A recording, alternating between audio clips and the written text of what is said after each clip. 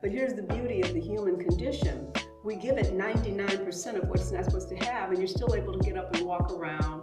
But everybody's walking around whining and complaining. If I hear one more person in their 20s or 30s or 40s tell me how tired they are, I'm like, because we're on the circadian rhythms of the universe. I don't know what tired is. I'm 77. I sleep 4.5 hours a night. Yeah, that's all I sleep for the past 20 years. Up until I broke my shoulder 5 years ago, I was taking a professional advanced ballet class with girls 18 and under. Wow. And I'm not special. Do you understand that? We all have that.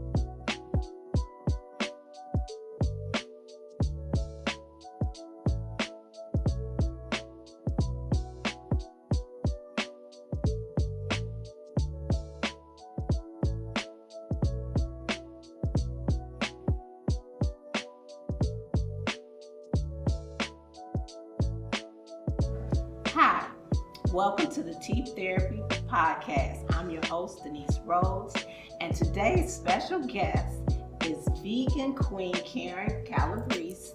Karyn has worked in the restaurant industry for over 50 years.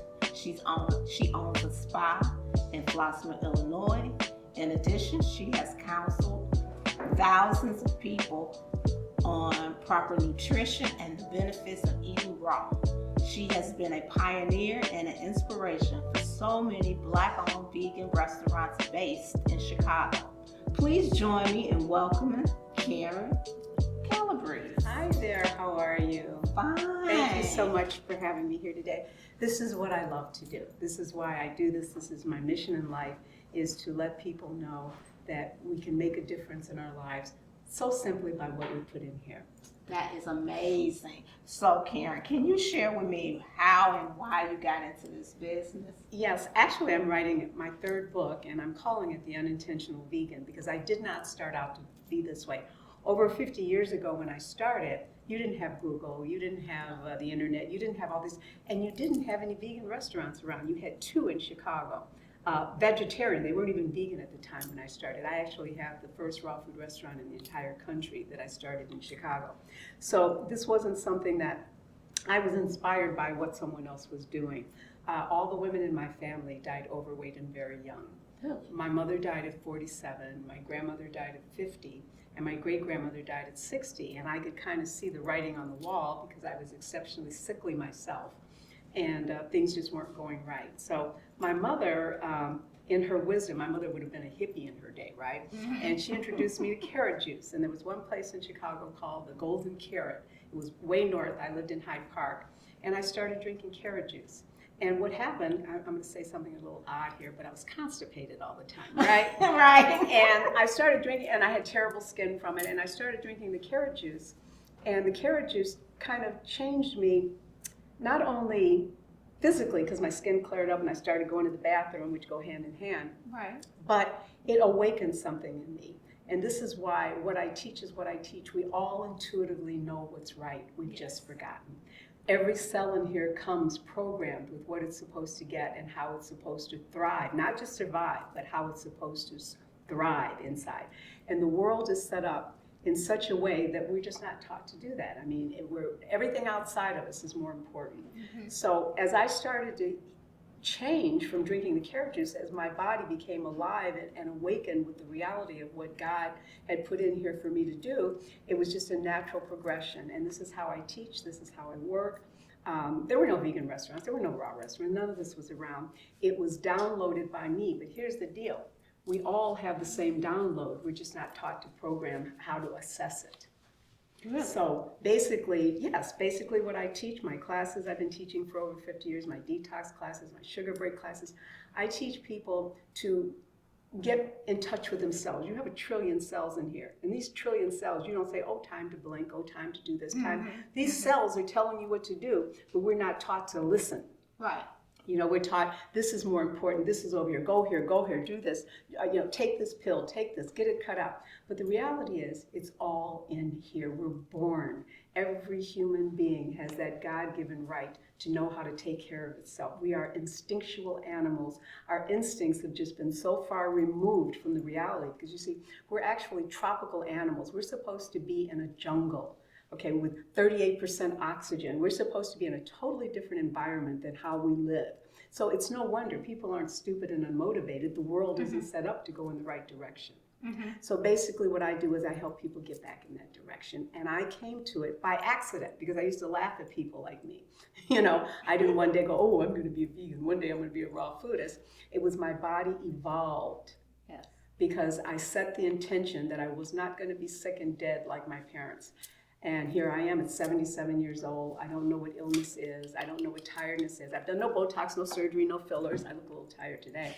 But it's been a glorious journey. And has it been perfection? No, I've had so many steps along the way in every direction, but that's what life's all about, right? Yeah, that's what it's all about. It's odd that you say that because for myself, I've always eaten vegetables and fruits, and I never was a big meat eater. And so my family always thought that was odd that I didn't want to eat meat. And I started I'm not raw, but after the day I may be raw. But yeah, I started just basically changing my diet just because I didn't want to eat meat. Well, you see, it's not a natural human instinct to eat dead flesh. We've only learned to do that. We actually kind of force our children to do it, unless the mother has been a big meat eater throughout her lifetime. But when you think about it, little kids, you have to do all kinds of things. You have to saute it, you have to put gravy, you have to do all kinds of stuff to make them eat it because it isn't a natural human instinct to eat dead flesh. We've only learned to do it. And I give this example in my classes. You're on a desert island, and you haven't eaten in a couple of months, right? Right. And you have your cat with you who's a true carnivore, and you have your dog who's an omnivore, so who's supposed to have fruits and vegetables, and we are fruitarians by nature, right? This is how we're supposed to. So you're on this island, you haven't eaten in a couple of months, and all of a sudden a dead cow appears and a bushel of apples. Well, that cat is going to run right to that dead cow and start munching on it. It's going to be the most delicious thing it ever saw. My dog is going to go to the apples and the cow. And where do you think your instincts are going to take you? To the apples. To the apples, unless you have some aberration like the Gacy and these weird people. But your natural instinct is going to be to go to the apples because that's what God intended us to eat, okay? And He didn't intend us to put them on fire and whatever. We're supposed to just be eating from the trees around us. But here's the beauty of the human condition. We give it 99% of what it's not supposed to have, and you're still able to get up and walk around. But everybody's walking around whining and complaining. If I hear one more person in their 20s or 30s or 40s tell me how tired they are, I'm like, because we're on the circadian rhythms of the universe. I don't know what tired is. I'm 77. I sleep 4.5 hours a night. Really? Yeah, that's all I sleep for the past 20 years. Up until I broke my shoulder 5 years ago, I was taking a professional advanced ballet class with girls 18 and under. Wow. And I'm not special. Do you understand that? We all have that. It's just that we have eaten our way into this. I don't want to be judgmental because that's the way the world is set up. But even what you said right there, you said, well, I don't eat much meat. And you were kind of coerced into do it. But even a little bit is too much for you because if it wasn't intended to go in there, it has to create an imbalance. And these imbalances manifest as weight gain, wrinkles, tired, sick, cold. I haven't been sick in 50 years. I don't know what illness is. I don't know what tiredness is. I have had things happen that I've had to learn along the way because we're given challenges to grow and change, not to become victims to it where I'm on a medication for the rest of my life. A symptom, a challenge is a wake-up call to do something different. Doesn't mean you're supposed to take a pill, get it cut out, blah, blah, blah, blah, blah. It means, oh my goodness, I'm not giving this most magnificent machine I've ever been given the right material. So I should learn to do something different. And in this day and age, it's so much easier. You have places like this. I mean, this is a bright light in the world. I didn't have this growing up. In the neighborhood I grew up, we only had Coca-Cola and, it wasn't the same. So people have so much of a better chance, but we're still not getting it the way you could. I had a restaurant here in Flossmoor. I've had 4 restaurants. It closed. I've never had to close a restaurant. Why didn't it close? Because people didn't come. And I was teaching classes, okay? And everybody goes, "Ooh, how often were you there? I can't stay open if people don't come." Yeah. And so there's still a reality that people are in the dark ages, but I can honestly say with a lot of excitement that it certainly has changed than when 50 years ago when I started and there were 2 vegetarian restaurants and none of this was going on. Right. Well, let's go back to you talking about your vegan restaurant because I wish it was still here because I need the classes. I need somebody to teach me how to cook raw because I'm really thinking about this because matter of fact, let me tell you how I first ran into you. I ran into you, Karyn, probably about over 10 years ago. My daughter and I came up north where you were located, and you were doing a thing on dairy. So I stopped drinking dairy and ice cream for probably 5 years. I lost so much weight. My family was like, "Oh, you must be sick," because I had given up ice cream and milk because I drank milk and cheese. Oh. No, I didn't do the cheese, but I did do the. Because the cheese is just even worse because the cheese has the growth hormones, the steroids, and the antibiotics in it. Because the lactating animal and all the animals in our countries get this. I know when I was breastfeeding my kids, the doctor said, "Don't eat chocolate because it'll give the baby diarrhea. Don't eat onion, blah blah blah." Well, you're getting a triple dosage of these things, and I'm going to let you get back, but I can't help myself. But you're getting a triple dosage of these things when you have especially cheese, and it's the hardest to give up because they put it in everything. And by the way, what they bind the cheese with is pig guts. So even people figuring that they're vegetarian, right, we're just so fooled in so many ways. So the dairy, by the way, is the most important. But back to what you're saying, people were commenting about you being too thin. And this is another perception of exactly what's going on right now that's even worse because everybody is overweight. And I'm not body shaming, but if you're not the size God intended you to be, there's problems brewing in there. You can look like you have a great butt or thighs or whatever, but there's problems brewing in there from it because that's not how you were intended to be if it's outside of your size. So yes, people tell me I'm too thin all the time. And I go, what curve are you basing me on? Right. I still get it now, but we're not supposed to put on 5 pounds every year of our lives. So by the time you're middle-aged, you're like this. I'm the same size I was at 18. Why should I be different at 77? Okay. Well, let me go back to I'm sorry. No. Don't. I was thinking about something you said was the dairy, and I forgot you made me. Okay, and I'm going to say one more thing about the dairy. People don't understand. Cow's secretions, I call them. It's like cow secretions are intended for a baby calf. Yes. Right? It's intended for an animal that's supposed to grow 1,000 pounds the first year of its life. Where do you think your weight is coming from? Yeah. Okay, and you'd given up the meat and the other things, but here's the deal. You said I want to go raw. So in my detox classes that I teach, I don't make everybody go raw right away. You see, I feel you need to cross bridges to get there. Okay. That's why I feel I'm so successful in what I do, because I was a vegetarian for 2 or 3 years, then I was a vegan, and then I became raw. So the classes that I teach, I have you go 100% vegan. So you say you have a little bit of this here and there, even a little. So you go 100% vegan, and then you go to the raw. Give your body the chance to cross the bridges and understand you're making changes, because everything you put in your mouth, you're programming yourself. You're programming yourself. You can't just go, done. And some people do. But I also see these same, especially younger people online, well, they've been raw foods for, 3, 4 years, and all of a sudden, well, no, I'm supposed to have meat, because they go right back because they haven't reprogrammed their bodies. Which I will also add is the reason I strongly believe in detoxing a minimum of 4 times a year to reprogram the body. I will shut up now, okay? I have to go back to one other thing I just thought about was the you were talking about the people being overweight, but what about the people that talk about my body frame, Well, there are different sizes of body frames. Look at your wrist. You got a tiny wrist. I got a tiny wrist. Okay, we're not supposed to be huge, but you see huge people with tiny wrists. Right. So yes, there are different body frames. Okay. But I don't believe anybody was intended to be the size of some of the people you see walking around now. Yes. Barely walking around. Exactly. You go in the supermarkets and they're in their little drive things around, and they can walk.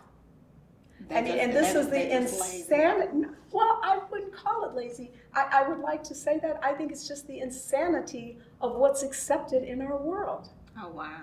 If I had to ride around okay, I'll give you one other quick story. So when I broke my shoulder, I have a prosthesis from here to here now. I'm not supposed to be able to lift my arm higher than this, but we're up to here now. And I have a claw thing over here, and I have a pin in my knee. That's why I stopped dancing. And when I first did it, I was in the hospital for 2 weeks. First time I've been in a hospital in 49 years because I don't get sick, but I was broken bones and my head was out to here. And it happened when I was teaching on Halstead. And I went in my hyperbaric chamber. Another story. Anyway, I'm outside walking my dog and I got a walker because I can't walk. I couldn't dress myself. I couldn't go to the bathroom. I couldn't do anything. I'm on a walker. And I live downtown then. And I happened to see myself in a window on this walker all hunched up. And I said, bad word, this isn't going to work. But you see, what happens is we become victims and we accept. The doctors told me you'll never dance again, your arm's not going to go higher, and you get programmed. And so I don't allow myself to be programmed by anything. At 77, I'm supposed to have a totally different reality than what I feel and know. I'm opening up businesses in my 70s. I'm not retiring. I'm going back to ballet. If you had told me you were right here next to the dance studio, I would have been so excited, the home whip, because I've called them, but I have to go to Orland Park for the classes. Oh, okay. But the thing of it is, I don't accept, and so what I'm saying about the people in the kind of wheelchairs driving around the thing, they have been programmed to believe. They got them sitting there right at the door. You're tired already because you haven't given your body any nutrients. Well, let me just plop my booty down and drive around the thing instead of that being the only exercise I get to get the wrong food. So Karyn, what is this? What do you think about the people talking about they eating raw and they need protein to build more strength? What do you have to say to those people that's watching? Well, what I have to say is the strongest animals on the planet are eaten raw. And your elephants, the cows, the animals that you eat for protein are vegan animals. Come on now. I mean, here's the reality. The sun feeds the plant, and we're supposed to get our protein, calcium, and all the energy from the plant. But what happens is then the animal eats the plant, and then you eat the animal. Here's the deal. It is such a programmed, marketed, because there are entire countries that don't eat animal protein, and they're not falling apart. Okay, how about the Seventh-day Adventists? They started with 6 million people. They don't eat it. How are they surviving? You've just been programmed to the belief that. I was taking advanced ballet class with girls 18 and under, and here's the reality. Excessive protein in the body is responsible for cancer and half the diseases. We have 1 in 2 people in our lifetime will have cancer. When I started 50 years ago teaching, it was 1 in 10, and it was 1 in 4. Now it's 1 in 2. And everybody's running around worrying about viruses. How about the epidemic of cancer? Yes. And that's directly related to your animal products. So here's the deal. The body's always trying to reach this homeostasis of acid-alkaline. And most people, especially with cancer and diseases, are exceptionally acidic. Animal products cause acid, your dairy products. Stress does too, and a lot of chemicals that people are taking. So vegetables are alkaline, okay? So first of all, my system is exceptionally alkaline. I don't ever worry about getting any kind of disease or anything because I know how alkaline I am. But also, potatoes have 12 grams of protein. You just said it's not on the news and it's not on your commercials because the American Dairy Association and meat packers, politics rule your life. Exactly. Yeah. All right. So, and you have the internet now, folks. You can go out there and learn whatever you do. You don't have to listen to what you're programmed to listen to anymore. Right.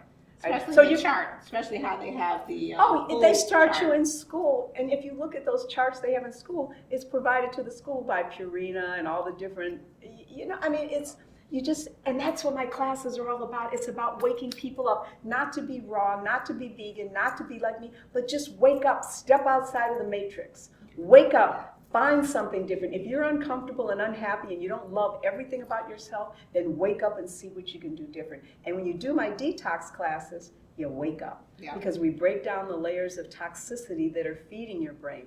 People come to me and they go, well, Karyn, I've got this problem or that problem. Give me a liver cleanse or give me a parasite cleanse.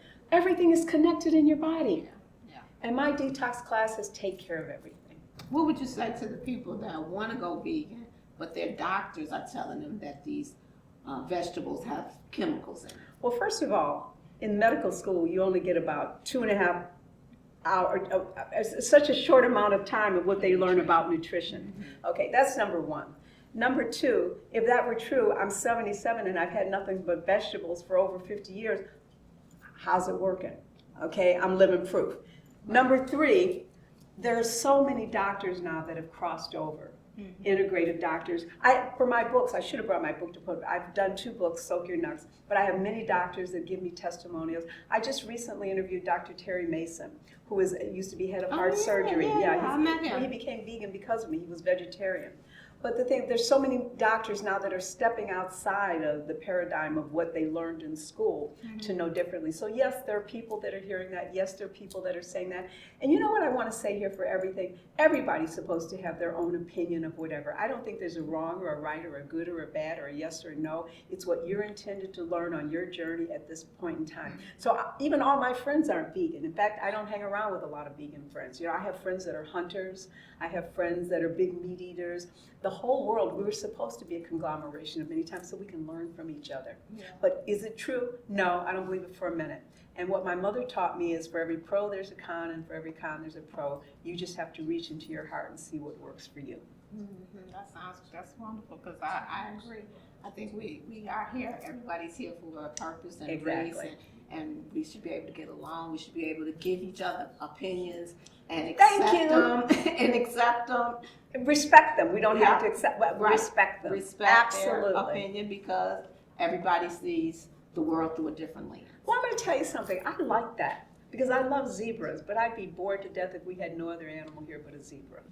Okay, what do you see as the biggest health challenge for the next generation? Y'all see this? You know, because there have been a lot of advances in the world that are great, scientific in all kinds of ways, you know, and there's so much more knowledge, and there are some good aspects to this. But the problem with this is it is for programming. And who's to say who's putting the programming in there, okay? It's taking away, I think, a lot of free thought, and it's programming our younger people. They aren't getting outside and being in touch with nature anymore. They're not in the sun. That's the greatest healer on the planet. You can have all the tea shops and vitamin shops and restaurants. The sun is our healer, and kids are inside on these. Okay? Yeah. So they're not outside in the soil and the dirt and running around. And that's your healing. That's everything. So I think that's the biggest, it's taking people away from humanity. And how can you heal and want to be alive if you don't feel human toward the next human? Right, yeah, that's true, that is true. So I think that's the biggest challenge for parents. I feel very sad for parents allowing their children to have these devices before they're 16, 17, or 18, but it's kind of hard the way the society is set up with it. But this is taking our humanity away, and how are you going to learn to eat, do anything right if you don't feel any humanity toward anything? I agree. We're going to go to our tea. Let's have a cup of tea. Yes, I'm ready. I'm so happy. This is by Roots and Firewater, and which one are we having today? Jasmine peach. Oh, I love jasmine. Now, is jasmine considered a black tea? It is a white tea. This is a white tea. And there's no caffeine in it, right? No caffeine. Yes. So cheers. And here's to you. And the last thing I would say to people is, if you don't take care of your body, the most magnificent machine you'll ever be given, where are you going to live? Thank you. Thank you, Karyn, for joining us here at Roots and Firewater. It was my pleasure to have this conversation. And for all the viewers, go visit Karyn in Flossmoor, Illinois. Oh, no, before I shut down, I just thought about it. I have one more question. Yes, ma'am. Because I'm like into, you know, of course, we talked about what we put in our body. And because you have the spa, you know, I'm wanting to talk about the spa. So we'll probably come back to but I want to talk about the spa. What is the benefit of the, what is it called? The hydro? Is it the oxygen chamber? The hyperbaric chamber. Is that the oxygen chamber? Yeah, the hyperbaric chamber. What a perfect question, okay? Because we can live without food, we can live without water, but we can't live without air. Breath is everything, okay? And when man was created, the oxygen levels were at 38%. After the Industrial Revolution, they were down to 22%. We're living in the teens in terms of oxygen in our environment. All cancers, and this is scientific, all cancer cells, all viruses are anaerobic. They can't live in an oxygenated environment. So the very fact that we're not getting it from our our air, and if you're not raw like me, you're not getting it from our food, because this is why you want to be raw. You get enzymes and oxygen and the alkalinity in your body. So me, I even have a hyperbaric chamber at home. I'm always oxygenating myself. It's the most important. I do breath work. It's the most important thing to life is oxygen. So I have hyperbaric chambers. I have ozone bathing, which is the third molecule of oxygen. They actually have 20 million documented cases of people healed with AIDS and cancer with ozone therapy in Germany and Canada, not the United States. I have colon therapy. Everybody goes, oh, colonics, I don't want to do that, but what goes in must come out. And most people are suffering from constipation and they don't even realize it. All of our politicians that are so evil and awful, they just need a colonic. And we have colon therapy, we have infrared saunas, sweat out, that's a form of detoxification. We have ear candling. People don't realize if you don't eat meat, you don't get earwax. All these things coming out of your body. I don't wear deodorant. You only stink because you have dead animals running around you. I heard that before. Someone else, I don't know if it was from you but I did hear that. No, I don't wear deodorant. The only reason these things are coming out of you is because of what you're putting in here. When you have a brand new baby and you're breastfeeding, that poop doesn't stink till you start giving them regular food and stuff. Then it starts to stink. Mm-hmm. Okay, you don't, I was joking, say people are little pet cemeteries walking around with all this dead flesh, which is why we do colon therapy to help you get it out. So we have that, we have massage, and we have wonderful facials, conventional stuff. But I'm really for the hyperbaric chambers, the colonics, the ozone bathing, and infrared sauna. And we have something called a quick cleanse that you can come in and do all three. 15 minutes in the infrared, you sweat poisons out. 15 minutes in the ozone neutralizes and puts the yeast in balance. And then a half hour in the hyperbaric. Next day you look and feel like you've been on vacation for a week. Yep. I'll be there next week. Well, it was a pleasure to talk to you. Thank you for inviting me. It's been a wonder. So this episode is brought to you by Roots and Firewater, and I am so thankful to have Karyn, and God bless you.